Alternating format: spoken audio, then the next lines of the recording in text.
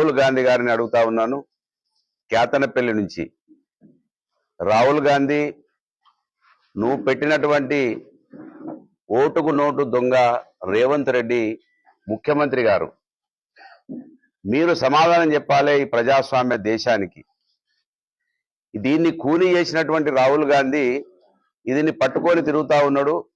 మరొకసారి కూని చేయడానికి అనేది ఇవాళ కేతనపల్లి మున్సిపాలిటీని చూస్తే కనబడతా ఉన్నది. పూర్తి మెజార్టీ వచ్చిన తర్వాత చైర్మన్ గా ప్రమాణ స్వీకారం చేయకుండా ఆపినటువంటి ఇవాళ రేవంత్ రెడ్డి ప్రభుత్వం దొంగ వెంబడి దొంగలు తిరుగుతారని ఊర్లలో అనంగా విన్నాను నేను చిన్నప్పుడు. ఇవాళ ఎవరు దొంగతనంగా ముఖ్యమంత్రి అయ్యి దొంగ కేసులలో ఉన్నటువంటి రేవంత్ రెడ్డి వెంబడి ఇవాళ ఈ నియోజకవర్గ శాసనసభ్యుడు, వారి తండ్రికేమో గుడిచెల వెంకటస్వామి అని పేరు వచ్చింది, ఈయనేమో గుడిచెలు బిక్కిస్తా ఉన్నాడు. అసలు ఎటుపోతా ఉన్నాడు ఈయన? పేరు పక్కకు వివేక్ వెంకటస్వామి అని పెట్టుకోవడం కాదు, వెంకటస్వామి ఏం పేరు తెచ్చుకున్నాడు, నువ్వేం పేరు తెచ్చుకుంటున్నావో ఇవాళ చెన్నూరు నియోజకవర్గ ప్రజలకు జవాబు చెప్పాలి వివేక్ గారు. వివేక్ వెంకటస్వామి అని పెట్టుకున్నంత మాత్రాన్నే మీ నాన్నలాగా నువ్వు కనబడుతున్నావు. ఇవాళ రేవంత్ రెడ్డి ఎంబడి తిరిగి దొంగలాగా తయారవుతున్నావు అనటానికి ఇవాళ భూమన్న ఇంటి దగ్గరికి వెళ్ళి చూస్తే కనబడతా ఉన్నది. ఇంత దౌర్జన్యాలు, ఇంత మరి ప్రజాస్వామ్యాన్ని కూని చేయడం 10 సంవత్సరాలు మేము చేయలేదు, చూడలేదు, ఆలోచించకూడలేదు. ఇది చాలా చిన్న పని. బాల్క సుమన్ గారికి కావచ్చు, మాలాంటి వాళ్ళకి కావచ్చు, భయపెట్టించడము, ప్రతీకార చర్యలు తీసుకోవడము మాకు చిన్న సమస్య ఇది. మీరు నిజంగా, నేను ఇవాళ కేతనపల్లి నుంచి హెచ్చరిస్తున్నా, దీనికన్నా రెట్టింపు చర్యలు ఉంటాయి. ముఖ్యంగా పోలీసు వాళ్ళంటే వాళ్ళ నీతే ఈ విధంగా ఉంటుంది. ఎప్పుడు అధికారం చేంజ్ అయితే అప్పుడే వాళ్ళు ఊసర వెళ్ళిల కన్నా తొందరగా మారేటోళ్ళు ఎవరు ఉంటారంటే పోలీసు వాళ్ళు ఉంటారు.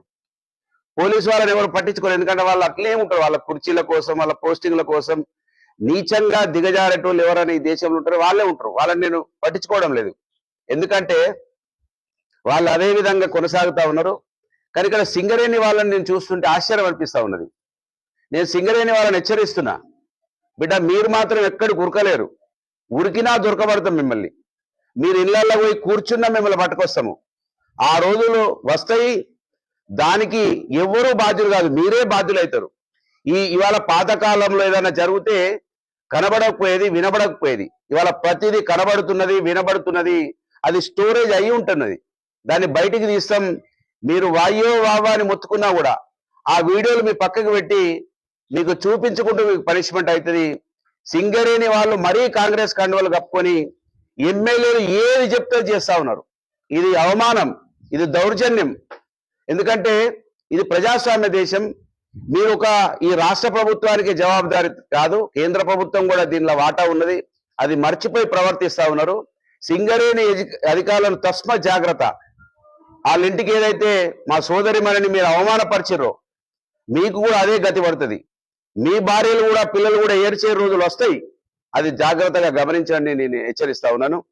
కాంగ్రెస్ పార్టీ ఇవాళ కేతనపల్లి ద్వారా మరొకసారి ఆ రోజు ఇందిరాగాంధీ ఏదైతే రాజ్యాంగాన్ని అవమానపరిచిందో ఆ రోజులను ఇవాళ మళ్ళీ గుర్తు చేస్తా ఉన్నది కాంగ్రెస్ పార్టీ. కాంగ్రెస్ పార్టీ ముమ్మాటికి రాజ్యాంగాన్ని అవమానపరిచింది అనడానికి ఇవాళ మళ్ళా కాంగ్రెస్ పార్టీ అధికారంలోకి రాగానే పాత రోజులు, ఇందిరమ్మ రోజులు అంటే రేవంత్ రెడ్డి ఇందిరమ్మ రోజులను చూపిస్తా ఉన్నాడు. ఇది ఎవరు కూడా మర్చిపోరు, ముఖ్యంగా బీఆర్ఎస్ పార్టీ శ్రేణులు మర్చిపోరు. మేము పక్కకే ఉన్నాం, కేక పెడితే ఇక్కడికి వచ్చేస్తాం.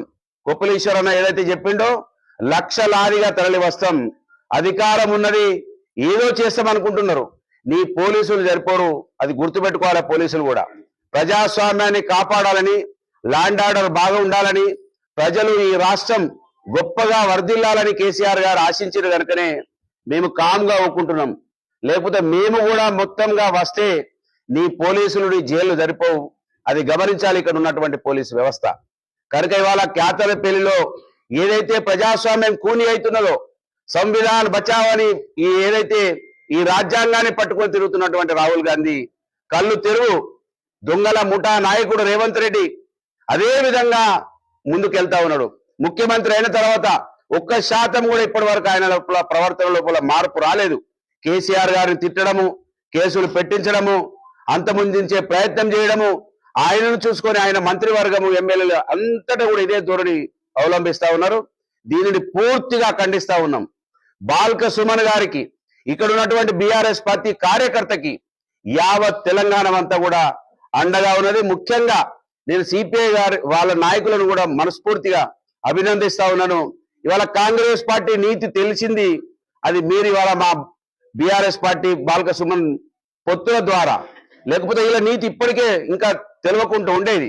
కనుక ఇవాళ మీరు ఏదైతే స్టాండ్ తీసుకున్నారో, గొప్పగా డబ్బులు ఇస్తామన్నా పదవులు ఇస్తామన్నా మేము ఎన్నికల కన్నా ముందు ఏదైతే పొత్తుకు పెట్టుకున్నామో ఆ పొత్తుకు కట్టుబడి ఉంటా అని మీరు ఏదైతే ఇవాళ నినాదం ఇస్తా ఉన్నారో, ఇది నీతికి నిజాయితీకి మీ పోరాట పటిమకు ఇది ఒక మంచి గుర్తింపుగా నేను భావిస్తా ఉన్నాను. సిపిఐ వాళ్ళను మనస్ఫూర్తిగా అభినందిస్తా ఉన్నాను. ఖచ్చితంగా మేము యావత్, మరీ ముఖ్యంగా మా పెద్దపల్లి పార్లమెంట్ లో ఉన్నటువంటి ప్రతి బీఆర్ఎస్ కార్యకర్త, ఈ చెన్నూరు నియోజకవర్గంలో ఉన్న కేతనపల్లి మున్సిపాలిటీలో ఉన్న కార్యకర్తలందరికీ కూడా అండగా ఉంటామని హామీ ఇస్తా ఉన్నాను. జై తెలంగాణ.